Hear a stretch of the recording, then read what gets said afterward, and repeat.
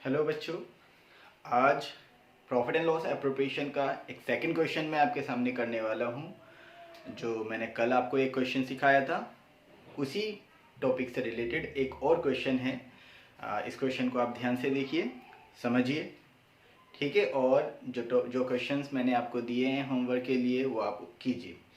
आपके पास बुक होगी टीएस ग्रेवाल तो उनसे कीजिए, और अगर आपके पास टीएस ग्रेवाल की बुक नहीं है और इस वक्त लॉकडाउन के दौरान आप बुक नहीं खरीद पा रहे हैं तो मैं आपको सजेस्ट करूंगा कि एनसीईआरटी बुक्स जो हैं वो आप उनको डाउनलोड कर लीजिए। गूगल प्ले पे इजीली मिल जाएगी, अवेलेबल है वो आपको फ्री ऑफ कॉस्ट। आप वो डाउनलोड कर लीजिए और वहाँ से आप क्वेश्चन कीजिए, बट क्वेश्चन कीजिए। ओके बेटा, तो चलिए सवाल पढ़ते हैं।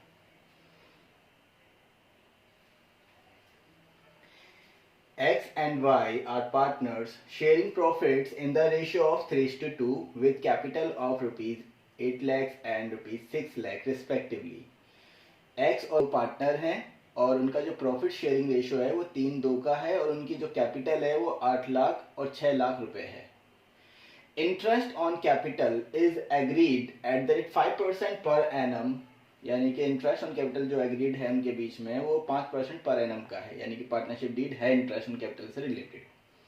Y is to be allowed an annual salary of rupees 60,000 और Y को सालाना, पर एनम का मतलब होता है एक साल का, तो Y को सैलरी मिलेगी एक साल की 60,000 रुपए, यानी कि ये भी डीड में है। Which has not been withdrawn, जो अभी तक उसने निकाली नहीं है, ठीक है। Profit for the year ended 31 March 2020 और profit for the year 31 March 2020 का जो प्रॉफिट है बिफोर इंटरेस्ट ऑन कैपिटल, जिसमें से भी इंटरेस्ट ऑन कैपिटल चार्ज नहीं किया गया है, but after charging Y salary, लेकिन वाई की सैलरी ऑलरेडी घटा रखी है, तो वो प्रॉफिट है 2,40,000। यानी कि ये 2,40,000 रुपये का जो प्रॉफिट है वो ऐसा प्रॉफिट है जिसमें से इंटरेस्ट ऑन कैपिटल तो चार्ज नहीं किया है, अभी लिखा हुआ है before charging interest on capital, लेकिन वाई की सैलरी चार्ज कर चुके हैं इसमें से, तो ये वो प्रॉफिट है after charging Y salary. A provision of 5% of the net profit is to be made in respect of commission, और बोला गया है कि 5% जो है नेट प्रॉफिट का 5% मैनेजर को कमीशन जाएगा। ठीक है बेटा, सवाल आया समझ में। अब सवाल एक और उठता है कि ये 5% जो है वो कौन से प्रॉफिट का, इस प्रॉफिट का नहीं बेटा, इसमें से एक एप्रोप्रिएशन जो वाई की सैलरी वो घटी हुई है, तो net profit profit and loss से जो आया होगा वो कितना आया होगा। पहले देखिए वाई की सैलरी कितनी है, 60,000 रुपये है, तो 60,000 रुपये इसमें से घटे हुए हैं तो वो इसमें जोड़ दो पहले, तो 3 लाख रुपए जो है प्रॉफिट एंड लॉस अकाउंट से नेट प्रॉफिट आया था 3 लाख रुपए, तो 3 लाख का 5% हम जो है मैनेजर को कमीशन देंगे। ठीक है, चलिए इस सवाल का सॉल्यूशन देखते हैं। सवाल समझ में आ गया?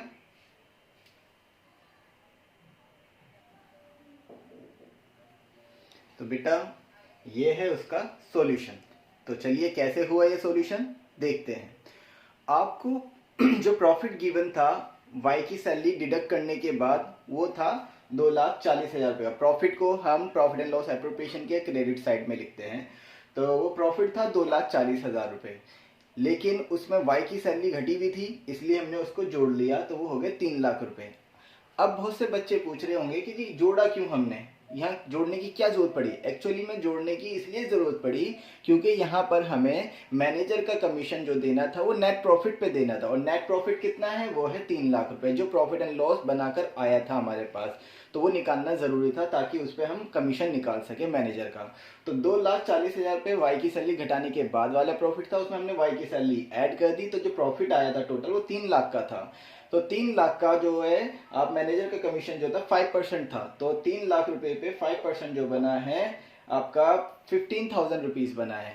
और क्योंकि मैनेजर कमीशन जो है चार्ज अगेंस्ट प्रॉफिट है, इसलिए हमने क्या करा कि जो प्रॉफिट था उसी में से इसको डिडक्ट करा। अब मैं यहाँ पे नहीं लिखना है, यहाँ पर प्रॉफिट एंड लॉस एप्रोप्रिएशन के डेबिट साइड में सिर्फ एप्रोप्रिएशन वाले चार्ज आते हैं। एप्रोप्रिएशन वाले चार्ज कौन से होते हैं, जो पार्टनर्स को मिलने होते हैं, जैसे इंटरेस्ट ऑन कैपिटल, पार्टनर्स की सैलरी, पार्टनर्स का कमीशन, रिजर्व, सिर्फ ये वाले आते हैं। और ऐसे एक्सपेंसेस जो पार्टनर्स को मिलने होते हैं लेकिन जो चार्ज अगेंस्ट प्रॉफिट होते हैं वो कौन से होते हैं, पार्टनर का रेंट जो मतलब पे करना है, मान लीजिए किसी पार्टनर ने बिल्डिंग दे रखी है तो उसको जो रेंट देना होगा वो, और मैनेजर की कमीशन, और इंटरेस्ट ऑन पार्टनर्स लोन, ये चार्ज अगेंस्ट प्रॉफिट होते हैं, तो ये देने ही होते हैं, तो इसलिए उनको प्रॉफिट में से ही घटाना होता है डायरेक्टली। तो इसलिए हमने मैनेजर कमीशन को यहाँ से घटा दिया, तो ये बचा आपके पास 2,85,000 रुपये का। अब एप्रोप्रिएशन कौन सा है? एप्रोप्रिएशन यहाँ पे दो हैं, एक तो इंटरेस्ट ऑन कैपिटल और पार्टनर की सैलरी। तो इंटरेस्ट ऑन कैपिटल जो था वो है 5%, तो 8 लाख रुपए तो एक्स की कैपिटल है और 6 लाख रुपए वाई की कैपिटल है। तो 8 लाख का 5%, 5 अट्ठे 40,000 रुपये बनते हैं एक्स के, और 5 छिक 30,000 रुपये बनते हैं वाई के। तो वो हो गए 70,000 रुपये हमने जोड़ के लिख दिया।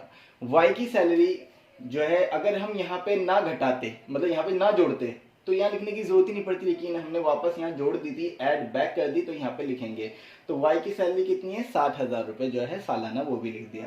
और कुछ इस सवाल में था नहीं। अब इसका टोटल किया 2,85,000, यही 2,85,000 यहाँ आया, और इस 2,85,000 में से ये 1,30,000 लेस किया, तो आपके पास 1,55,000 आया। अब फिर इस 1,55,000 को इनके प्रॉफिट शेयरिंग रेशो में डिस्ट्रीब्यूट करना है। प्रॉफिट शेयरिंग, जो इनका प्रॉफिट शेयरिंग रेशो है वो है 3:2। तो 3:2 में कैसे बांटेंगे, चलिए देखते हैं। 3:2, 3 और 2 5 हुए, और 5 यानी कि 3/5 और 2/5 ये हुआ। अब x को कितना मिलेगा? बच्चों जगह नहीं, मैं यहाँ करके दिखाता हूँ।